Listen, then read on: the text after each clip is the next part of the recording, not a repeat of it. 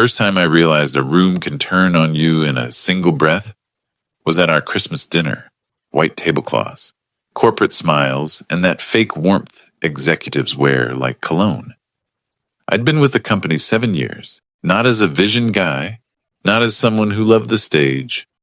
I was the person they leaned on when numbers didn't tie out, when vendors didn't get paid, when an acquisition needed to be stitched into our systems without bleeding out. I thought that kind of reliability bought you safety. It didn't. The dinner was at a downtown hotel ballroom we used every year. Same routine. Cocktail hour, a slideshow of wins, speeches that sounded personal but were clearly practiced. Then awards. Most improved, top closer, culture champion. People clap because that's what you do when you're surrounded by your paycheck. I was halfway through my steak when I felt it. Someone behind me shifting, a chair scraping, a glass being tapped, not a toast. A summons. "Can I have everyone's attention?" That voice, calm, confident, too comfortable with silence. I turned, and there he was. Grant Lasker, senior executive, the kind of guy whose suits looked custom even when he pretended they weren't. He stood with his hand on the back of his chair like he owned the room, smiling like he was about to tell a story everyone would enjoy. He said my name like it was the punchline. "Ethan Carter." A few heads turned toward me. Some people smiled, expecting an award. Others looked confused, like they were trying to remember if I'd ever been the kind of employee you put on a screen. Grant lifted his glass. "I want to recognize someone who's been very busy this year." A soft chuckle moved through the tables. The CEO, Paul, smiled politely, not fully engaged yet. HR was 2 seats to Paul's right, already leaning forward, eyes bright. I knew that look. That's the look people get when they think they're about to witness a controlled fire. Grant continued, still smiling. "Some of you have asked why certain budgets were tight, why approvals took longer, why certain vendor payments got delayed." He paused, and Iron Room followed him because silence is power in corporate spaces. "Well, it turns out we've had a problem. A theft problem." The word hit the table harder than any fist could have. Someone laughed, one of the sales guys at the back, the kind who laughed at everything as a reflex. But the laugh didn't spread. It died fast because Grant wasn't joking. His face didn't change. He didn't say, "alleged." He didn't say, "we're looking into it." He said it like it was already settled. Grant looked directly at me. And the reason I'm bringing it up tonight is simple. Accountability. We celebrate wins, but we can't ignore what's been happening behind the scenes. My fork stopped, halfway to my mouth. I set it down slowly because suddenly I was aware of my hands. The tiniest tremor. Not fear, something colder. The instinct your body has when it realizes you're being hunted in public. I didn't speak. I didn't even blink much. I just listened. Because when someone accuses you out loud like that, your first impulse is to defend yourself, and that's exactly what they're counting on. Panic looks guilty from across the ballroom. Grant reached into his jacket pocket and pulled out a folded sheet of paper. It looked like a printout. One of those summary pages people wave around when they want to look factual without showing anything verifiable. "We have expense activity," he said, "that points to one person. Reimbursements, vendor charges, irregular approvals." His eyes stayed on me, steady and pleased, like he'd rehearsed my reaction in his head. "And that person is Ethan." For a second, the room didn't move. It's strange how fast human beings become statues when they're afraid they might be next. Then the whispering started. Short, sharp bursts. Someone's chair squeaked. A woman across from me, someone I'd helped get her mortgage letter by writing HR a verification email, stared at her plate like it could protect her. Paul, the CEO, looked uncomfortable now, but not enough to stop it. That was the most disturbing part. He wasn't enjoying it, but he also wasn't controlling it.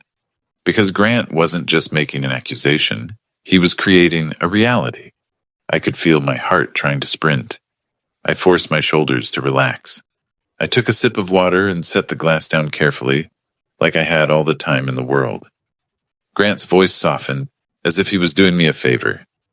Ethan, I hope you have an explanation.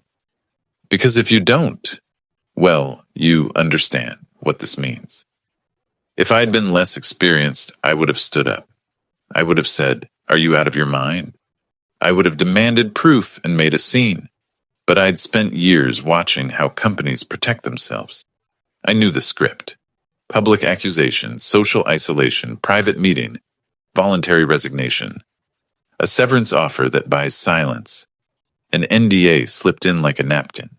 The story becomes, he left to pursue other opportunities, and I knew something else too. Grant was lying, not because I had some heroic certainty or a gut feeling, because of what I did for a living.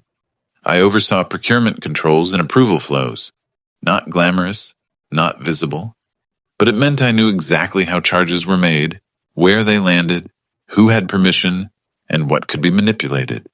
If something irregular existed, it didn't point to me. It pointed to whoever understood the system well enough to aim suspicion at someone else. Grant's smile widened when I didn't speak. That's when the doors behind him opened. Not a dramatic swing, just a clean, quiet entry, like professionals walking into a space they already owned. Two people came in first, a man in a dark suit holding a slim laptop bag, and a woman with a company badge clipped to her dress blouse like she hadn't even bothered pretending this was a social event. Behind them were two more, one older, one younger, both with that same look you see on auditors, calm faces and eyes that don't miss anything. The woman stepped forward. She didn't raise her voice. She didn't look impressed by the room. She looked at Grant, then at Paul, then at me. "Good evening," she said. "I'm Dana Kim, Corporate Compliance." The air changed instantly, not like fear, like pressure, like someone had opened a door to the outside in the middle of a warm room, and everyone suddenly remembered weather exists. Grant's mouth opened just slightly. His smile didn't disappear, but it stopped being natural. Dana continued, polite and surgical. "I apologize for interrupting," she said, "but we need to address something immediately." Grant let out a laugh that sounded wrong, like he'd tried to improvise a personality on the spot. "Well, perfect timing," he said too quickly. "I was just informing everyone." Dana didn't let him finish. She turned her head toward me, and for the first time that night, someone in authority spoke to me like I was a person.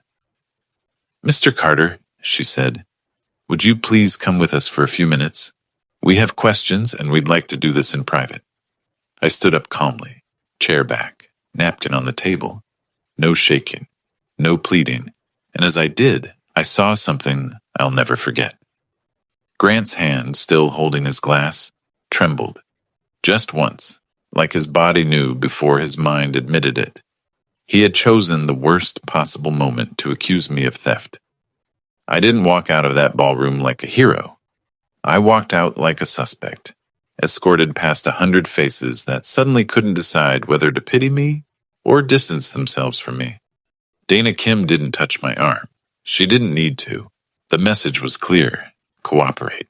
Stay calm. Don't make this worse. The man with the laptop bag opened a side door near the service hallway, and the noise of the dinner, the laughter, the clinking glasses, the forced cheer, shut behind us like a lid. The hotel had those bland conference corridors that all look the same. Beige walls, framed prints no one remembers, carpet that makes every step silent. We passed two closed meeting rooms and stopped at one with a paper sign taped to the door. "Private event. Do not enter." Inside, there was a long table, 3 chairs, and a pitcher of water. That was it. No drama, no spotlight, just procedure. Dana sat across from me. The older man, Greg, she introduced him as internal audit, sat beside her. The younger guy opened a laptop without saying a word. He placed his phone face down on the table, like it was a rule. Dana's tone stayed even. "Ethan, I want to be transparent," she said. "This isn't an arrest. This is a fact-gathering interview. It's being documented." I nodded once. I didn't say thank you. I didn't say I'm innocent. I kept my voice for when it mattered. Dana slid a single sheet toward me. Not a gotcha document. A standard interview acknowledgement, date, time, participants, and a line that said I understood the conversation could be shared internally and with counsel if needed. I skimmed it, signed it. Greg folded his hands. "We're going to ask about the accusations raised tonight," he said. "We'd like you to answer directly. If you don't know something, say that." I looked at Dana. "Before we start, who authorized bringing compliance to the dinner?" A half-second pause. That told me more than a paragraph could. Dana answered carefully. "We received an escalation earlier today. Given the nature of it, we needed to act quickly." "Escalation from who?" I asked. She didn't answer that part. Not yet. Instead, she opened a folder and turned it so I could see. It wasn't thick. It didn't look like months of evidence. It looked like someone had rushed to build something that sounded complete. "Here are the items we've been asked to review," she said. The laptop guy rotated his screen toward me. A spreadsheet. Vendor names. Line items. Dates. Amounts. Approval references. At first glance, it was convincing, because it was tidy. Neat lists are persuasive. They make chaos look like truth. But as I leaned in, I noticed something that made my jaw tighten. They weren't my approvals. They were approvals under a generic proxy account used during system outages. A break glass account. Only a handful of people knew it existed, and I was one of them. Dana watched my face like she was trying to see if I'd flinch. I didn't. I said, "This is the emergency procurement account." Greg blinked. "You recognize it?" "Yes," I said, "because I helped build the controls around it." The younger guy's fingers paused above the keyboard. Dana's expression didn't change, but her eyes sharpened. "Explain." So I did. Slow, clear, practical, not emotional. 2 years ago, when we migrated procurement to the new platform, we had vendor downtime issues. We created a restricted proxy account to avoid stoppage on critical payments. It requires 2 approvals, one from finance ops and one from a department head. It also logs IP, device fingerprint, and time-stamped approvals. Greg frowned. "And you had access to approve?"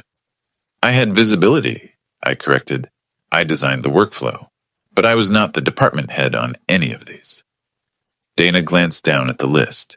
"Grant Lasker said this points to you." I didn't smile, but I felt something settle into place.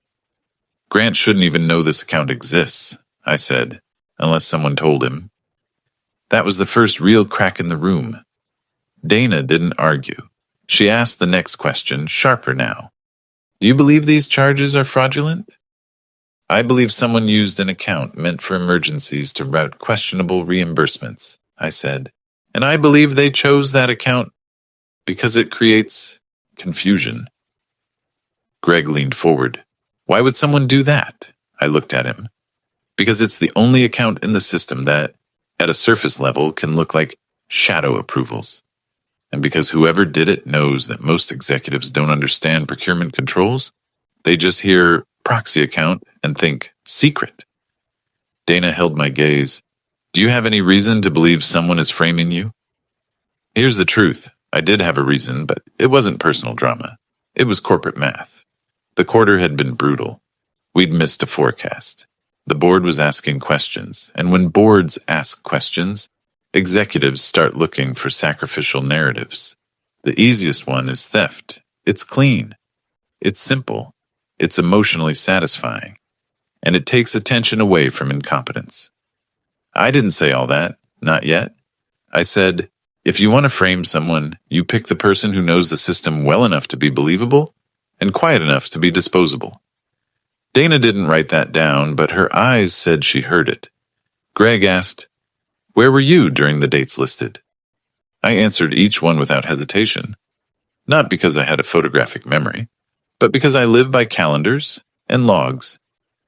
December 2nd, I was in a vendor call with Delta Logistics. You can pull the team's recording. December 6th, I was at the client on site for Northbridge. You can check visitor logs. December 11th, I was working remote. My VPN login will show the IP. The laptop guy started typing fast now. Dana flipped another page. There's also a claim that you pressured accounts payable to bypass controls. I let out a single breath through my nose.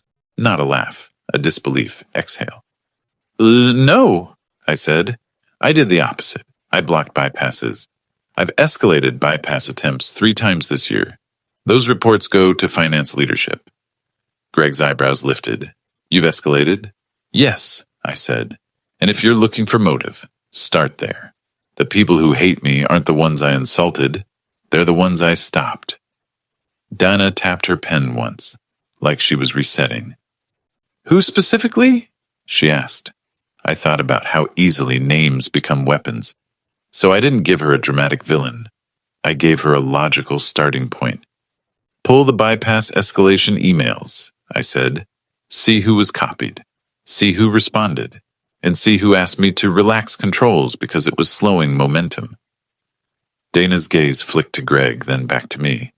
Grant, she said quietly. I didn't confirm. I didn't deny. I just let the silence do the work. Dana closed the folder.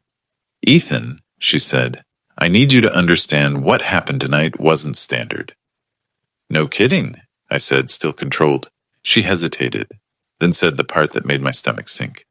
This escalation didn't start today. Someone has been pushing this for weeks. My throat tightened. Then why did it blow up at the dinner? Dana's voice stayed professional, but her words landed like ice. Because the person who escalated it requested a public confrontation. They argued it would prevent evidence from being deleted. I stared at her. So they wanted to corner me. Dana didn't answer, which was an answer. Greg looked uncomfortable now. We need access to your company devices tonight, he said. Laptop, phone, any storage, anything tied to the account. I nodded. Fine. But you're also going to pull the logs for that proxy account. IP, device fingerprint, approval chain, and the originating requests. You're not going to stop at the spreadsheet. Dana's eyes held mine. That's exactly what we're going to do, she said. She stood. For tonight, you're suspended with pay pending review. Your access will be temporarily disabled. You're not to contact anyone about this other than your attorney, if you choose. I expected that. It was procedure. It was also strategy, because isolating a person makes them easier to paint. Still, hearing it out loud felt like being shoved out of a moving car. I stood calm. Dana, I said, one more thing. She paused at the door. If Grant did this publicly, I said, it means he thought he was safe. Dana's eyes narrowed. And the only people who act that confident, I said, are the ones who believe compliance will protect them instead of the truth. Dana didn't flinch. She opened the door. Then he's about to learn what we actually protect, she said. I walked out of that room with my access cut, my reputation poisoned, and a company full of people already rehearsing their distance. But I wasn't panicking, because the spreadsheet they brought in as proof, it contained the one detail that could destroy the person who made it. And I didn't know it yet, but that decision to do it publicly would cost them everything. By the time I got home, my phone already felt heavier in my pocket. Not because it was buzzing. Compliance had told me not to contact anyone, and my access was cut anyway. It felt heavier because it was the only proof I still existed in my own life. Everything else, email, Slack, badge, calendar, was instantly someone else's property. I walked into a dark house, flipped on the kitchen light, and just stood there for a minute. The silence wasn't peaceful. It was accusatory, like even my walls were waiting for an explanation. I poured a glass of water and didn't drink it. My hands were steady. My mind was doing something worse than shaking. It was replaying every moment of that dinner. Grant's smile. The word theft. The way Paul, our CEO, didn't stop it. And the timing. Compliance walking in mid-sentence like someone had pressed start on a plan. I sat at the table, opened my personal laptop, and pulled up my old notes. The ones I kept for myself. Process diagrams, vendor escalation templates, my own documentation. Not company files. Just the way I'd trained myself to think. If something goes wrong, map the system first. Emotion later. because I knew the trap I was in. If I reacted like a normal person, angry calls, frantic texts, social media, Grant would get his story. Look how defensive he is. Look how unstable he is. Look how guilty people act when they're caught. So I did the opposite. I treated it like an incident response. And that's when the first ugly realization hit. Grant hadn't accused me because he believed it. He accused me because it worked. In corporate life, truth doesn't win first. Optics do. And theft is the cleanest kind of optics. It turns a complex failure into a single villain.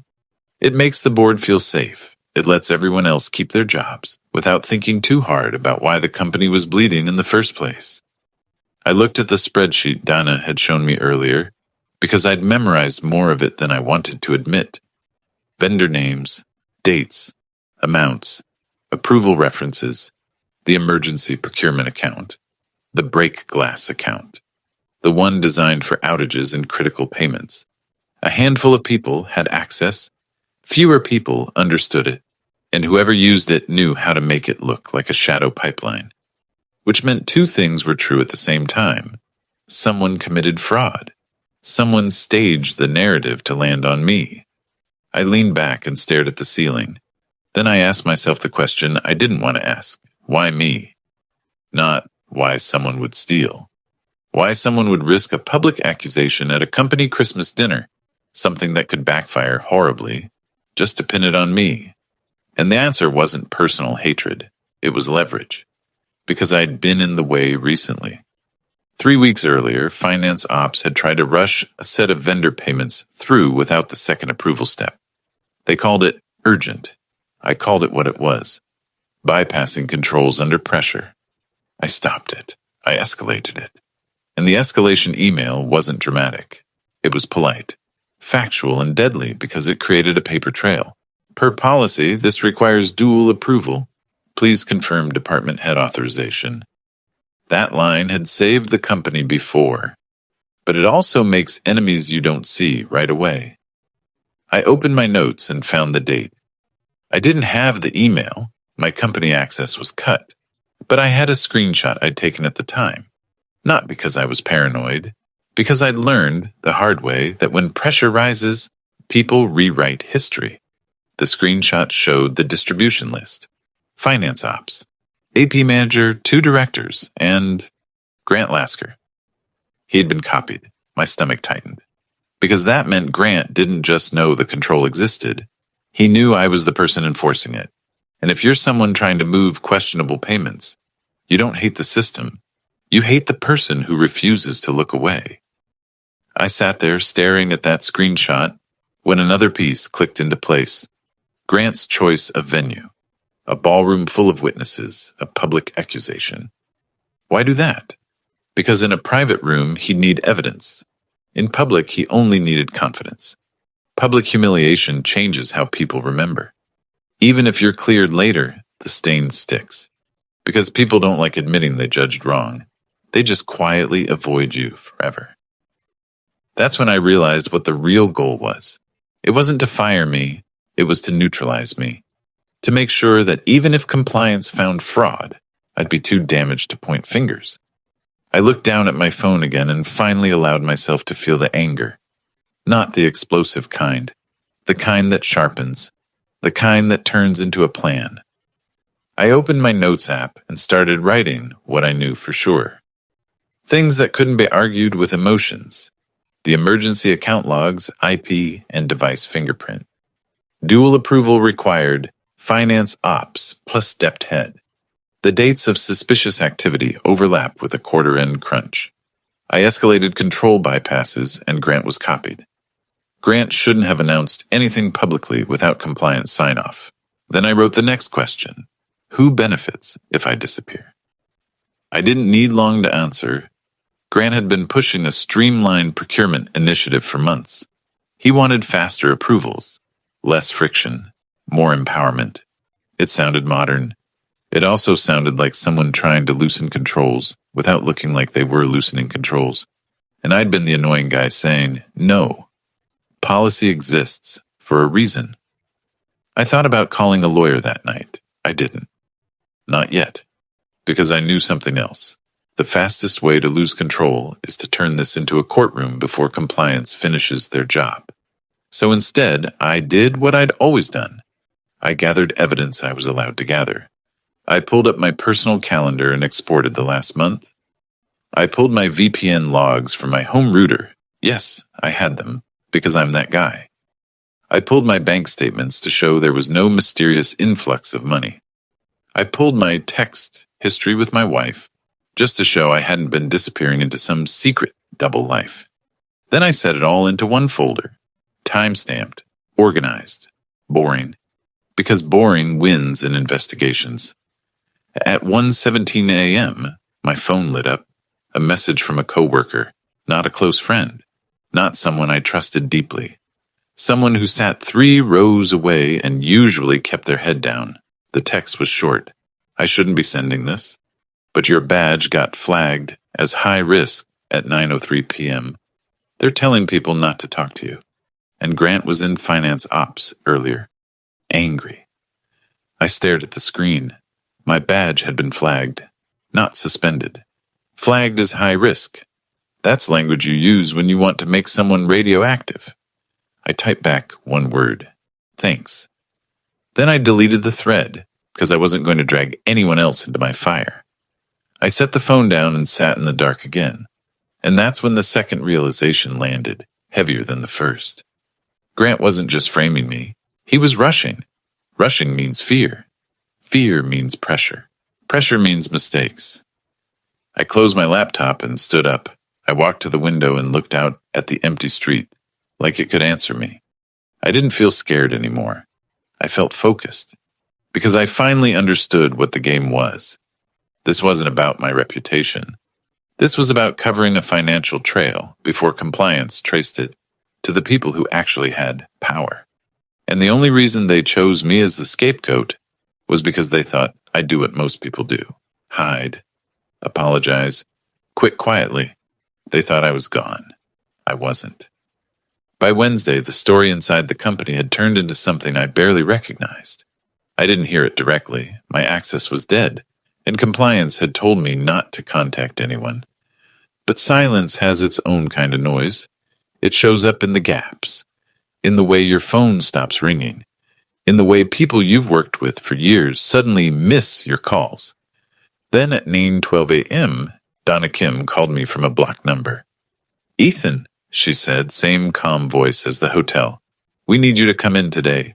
2 p.m. conference room 14B. Bring identification.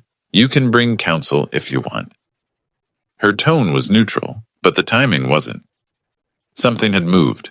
"What changed?" I asked. A brief pause, like she was choosing what she was allowed to say. "We pulled the system logs," she replied, "and we have questions." I hung up and stared at the wall for a second, feeling that cold focus tighten again, and then silence, the kind that means something's gone wrong, for someone who thought they controlled the story. When I arrived at HQ, the lobby felt different. Not hostile. Controlled. Security didn't smile. They didn't glare either. They were careful, like they'd been briefed to treat me as a risk, but also as a liability, if they handled me wrong. A guard met me at the turnstiles with a visitor badge already printed. "Mr. Carter," he said formal, "please follow me." We passed open desks where people pretended to be busy. Some glanced up and snapped their eyes away like I was contagious. Others watched too long, hungry for the ending. The guard didn't take me to HR. He took me to legal. That was the first real sign this wasn't just an investigation. This was damage control. Conference room 14B was glass-walled, but the blinds were down. Inside sat Dana, Greg from internal audit, and a woman I hadn't met. Mid-40s, sharp suit, a legal pad already filled with notes. Dana stood when I walked in. "Ethan," she said, "this is Marissa Vale, corporate counsel." Marissa didn't offer her hand. She didn't need to. Her presence said everything. The company wasn't just trying to find truth. It was trying to survive it. I sat. "Let's do it." Greg slid a printed packet across the table. Not a spreadsheet this time. Screenshots, audit exports, log lines. He pointed to the top page. Emergency procurement account, he said. Activity over the last 6 weeks. Dana watched my face again.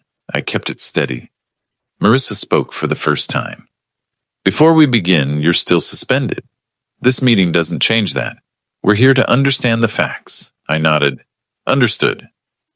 Dana turned a page and tapped a timestamp. This approval, she said, was issued from a device enrolled to someone else. I leaned in. There it was. Device ID, endpoint name, user session token. The kind of detail most executives never see. Whose device? I asked. Dana didn't answer immediately. Greg did, like it physically pained him. Finance ops. I felt my throat tighten, but I didn't let it out as a smile. This wasn't victory yet. It was the first clean breath after being held underwater. Donna continued, crisp now. We matched the IP to the office network. We matched the session to an SSO login. We matched the login to a credential that was used to initiate the request. And the dual approval? I asked. Greg flipped to the next page. One approval came from finance ops. The second came from a department head. I exhaled once. Which department head? Marissa's pen stopped moving. Dana said it quietly. Grant Lasker. For a moment, nobody spoke. Not because we needed time to process. Because nobody wanted to be the first person to say the obvious out loud. He'd accused me of theft while his own credential sat on the chain of approvals. It was so brazen it almost didn't make sense, until you remembered what that dinner was. A performance, a bluff designed to scare everyone away from the paper trail. I sat back. That's why he did it publicly, I said. He thought if the room believed it, the company would treat it as settled. Marissa's eyes stayed on me, unreadable. We're not here to discuss motives, she said. Dana didn't look away from me. We are discussing motives, she corrected, politely but firmly. Then she asked, Ethan, did you ever share access to the emergency account? No, I said. It's audited for a reason. Greg added, we also checked your VPN and badge logs. You weren't on site for any of the approvals. Dana slid another page forward. And your financials show no unusual deposits. Marissa's mouth tightened slightly, like she hated that she was now on the record hearing this. Donna looked at me. You were targeted. I didn't respond with relief. Relief is for later.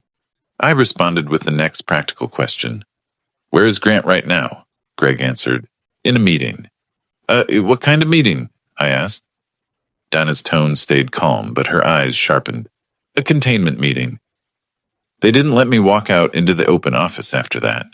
Security escorted me back the way I came, as if I might contaminate the air. But something had shifted in the building. The guard's posture wasn't suspect anymore. It was cautious respect, like he'd just been told the story might reverse. And he didn't want to be on the wrong side of it when it did. In the elevator, my phone vibrated. One message from an unknown number. Grant just got walked out. No name, no signature, just that. My hands stayed steady, but my chest tightened in a way that almost hurt. Because that wasn't just karma, that was consequence. At 4:26 p.m., Dana called again. I'm going to say this once, she said. Do not contact anyone, but you should know. We've placed multiple people on administrative leave. Devices are being collected. Payment systems are frozen pending review. Is the board involved? I asked. A pause. Audit committee, she said. An outside counsel may be brought in. That was corporate language for, the fire is big enough that internal people can't be trusted to put it out. Dana continued. Grant's accusation at the dinner created exposure for the company. Exposure? I repeated. Defamation, retaliation, improper process? And, she added, the fact that he made a public claim before facts were verified. I closed my eyes for a second. So he tried to bury fraud and created a lawsuit. Dana didn't disagree. Then she said something that made my stomach drop again. Ethan, she said, Grant is claiming you coached finance ops on how to use the emergency account. He's trying to turn this into process ambiguity. Of course he was. When people fall, they don't fall quietly. They flail. They grab, they rewrite. I opened the folder I'd built at home, my calendar export, my screenshots, my documentation. I can prove I warned against bypassing controls, I said, and I can show when I escalated. He was copied.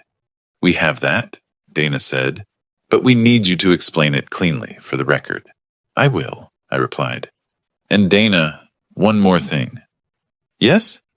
Don't let them call it confusing process. My voice stayed even. It wasn't confusing, it was controlled, and someone with authority exploited it. Dana exhaled softly, almost like she agreed but couldn't say it. Then she said, "Tomorrow morning you'll be interviewed again, recorded. Your counsel can attend. We're also pulling footage from the hotel corridor." Footage? I asked. Yes, she said. We want to document what happened after the accusation. Who spoke to whom? Who tried to manage the room? My mind flashed back to that moment. Grant trembling the way his smile had kept moving even after compliance arrived. He hadn't been surprised by compliance. He'd been surprised they didn't play along. Dana's voice sharpened slightly. "Ethan, if we clear you formally, would you be willing to return?" That question wasn't kindness. It was strategy. Companies like to pretend they can rewind after a crisis. I didn't answer quickly. I didn't want to sound bitter. I wanted to sound truthful. "I'm willing to do what's reasonable," I said, "but I'm not walking back into a place where someone can call me a thief in public and think it's a management tool." Dana didn't push. "Understood." Then she said, "One last thing." "What?" "The CFO wants to speak with you after tomorrow's interview?" My stomach tightened again. "Because CFOs don't ask for meetings unless money is bleeding, or reputations are about to." I hung up and stared at my kitchen table, the same place I'd built my evidence folder in the dark. For the first time since the dinner, I felt something close to satisfaction. Not because Grant was falling, because the company had finally been forced to look where it didn't want to look. And the next day, when the CFO wanted to talk, I already knew what it would really be, not an apology, a negotiation. Because when a company realizes it almost destroyed the wrong person, it doesn't just try to fix it. It tries to control what you do with the truth. The next morning, I walked into conference room 14B with my chin up and my folder in my hand. Not because I felt brave, because I'd learned something in the last week. When a company decides you're expendable, dignity is the one asset they can't confiscate unless you hand it over. Dana was already there. Greg. Marissa from corporate counsel. 2 new faces this time. An outside investigator introduced as independent compliance support, and the CFO, Raymond Holt. Raymond didn't look like a villain. He looked like a man who'd slept in his suit for 3 nights straight. He didn't smile. He didn't glare. He looked at me the way people look at a leaking pipe. Relief it's finally found. Dread about the damage behind the wall. Donna started the recorder. "Today is Thursday," she said formal. "This is a follow-up fact interview regarding allegations raised at the company Christmas dinner. Present are..." She listed everyone. Date, time, room number, procedure. The kind of boring structure that for the first time in days felt like protection. Then she looked at me. "Ethan, for the record, did you commit theft, fraud, or misuse company funds?" "No," I said. "Clear. Clean. Did you authorize or instruct anyone to use the emergency procurement account outside policy?" "No." "Did you share access credentials?" "No." Raymond shifted in his chair. He wanted this done, but Donna didn't rush. She built the facts like bricks. Greg slid new documents across, this time with clear headers. System log summary, device enrollment report, approval chain export. Dana pointed to the approval chain. For the record, the unauthorized transactions were initiated from finance ops devices and approved via 2-step authorization, she said. 1 approval from finance ops, 2nd from an executive credential belonging to Grant Lasker. Raymond's jaw tightened. Marissa's pen moved faster. Dana continued. "We also reviewed Ethan Carter's badge logs. VPN logs, and device telemetry. He was not present on site during the approvals, and his devices were not the initiating endpoints. Then she said the sentence that, on paper, should have made me feel vindicated. Based on the evidence to date, we find no support for the allegation that Ethan Carter committed theft. I didn't react, because I knew how corporate language works. No support isn't the same as we're sorry. It's the same truth, wrapped in a way that reduces liability. Donna looked at me anyway like she was checking for relief. I gave her none. I gave her focus. For the record, I said, I was publicly accused, in front of my peers, with no evidence presented, no investigation completed, and no chance to respond. Marissa's pen stopped. Raymond spoke for the first time, voice tired but controlled. We understand that, he said. We're taking it seriously. I held his gaze. No, I said, still calm. You're taking it seriously now because it backfired. A silence fell, short, sharp. Then Dana asked, Ethan, you mentioned you had documentation you wanted included. I slid my folder across the table. Inside, the screenshot of my control bypass escalation email distribution list, Grant copied. The calendar export showing where I was on key dates. Personal bank statements showing no suspicious deposits. Router logs verifying my home IP when remote. Not dramatic, not emotional, boring. Boring is what survives cross-examination. Greg flipped through it and nodded once, almost despite himself. Donna spoke again, deliberate. This documentation will be appended to the record. Then she turned toward Raymond. CFO Holt, you requested time with Ethan after the interview, she said. If you'd like, we can pause recording after formal questions are complete. Ramon cleared his throat. Let's finish, he said quickly. Dana finished the formalities. No contact directives, ongoing investigation scope. The fact that multiple employees were on leave. Devices collected. Systems frozen pending audit. Then she clicked the recorder off. The room changed instantly. Not relaxed, just different. Like everyone had taken off a mask and now had to deal with what their face looked like underneath. Raymond folded his hands. Ethan, he began, what happened at the dinner was unacceptable. I waited. I didn't help him. He continued. Grant has been terminated for cause. Finance Ops leadership is under review. We're cooperating with outside counsel. He started listing actions like they were payments. I let him finish. Then I said, I don't want a list. I want an answer.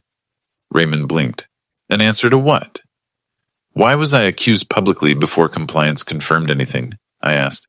Why did the CEO sit there and let it happen? And why did HR act like this was normal? Marissa shifted slightly. She didn't like this question because it wasn't just operational. It was moral. And morals create liability. Raymond's voice dropped. Because the board has been asking about cash leakage, he said, and Grant positioned this as a clean resolution, a decisive move. There it was, a scapegoat offer, gift-wrapped for leadership. I nodded slowly. So you were going to sacrifice me to look decisive. Raymond started to protest, then stopped. Because he couldn't lie in a room with lawyers. He rubbed his temples. We didn't know it was false, he said quietly. You didn't need to know, I replied. You just needed it to be convenient. The silence after that was thicker. Then Raymond leaned forward. We want you back, he said. We can restore your access today. We'll issue a company-wide statement clearing you. He stopped, searching for the right incentive. Marissa slid a document toward me, like it had been waiting, a separation agreement, not an invitation back, a buyout. I didn't touch it. Raymond watched me carefully, voice low. This includes 6 months' pay, full bonus payout, and an additional retention component. We want to resolve this respectfully. I stared at the paper. The terms were generous. And that's how you know something is ugly. Companies don't pay for nothing. They pay to control damage. I looked up. You want me quiet? I said. Raymond didn't deny it. He tried to soften it. We want closure, he said. I leaned back and breathed once. In that moment, I understood the final shape of the story. Grant tried to bury fraud by turning me into the villain. Compliance proved the approvals were his. The company panicked, not because I suffered, but because the wrong person suffered. And now they were trying to buy my silence to prevent a second scandal, the scandal of what leadership allowed. I reached into my folder and pulled out one page, a simple written statement I'd drafted the night before. After Dana mentioned defamation exposure, I placed it on the table. "I'm not here to burn the company down," I said. "I'm here to make sure this never happens to someone else." Marissa's eyes narrowed. "What is this?"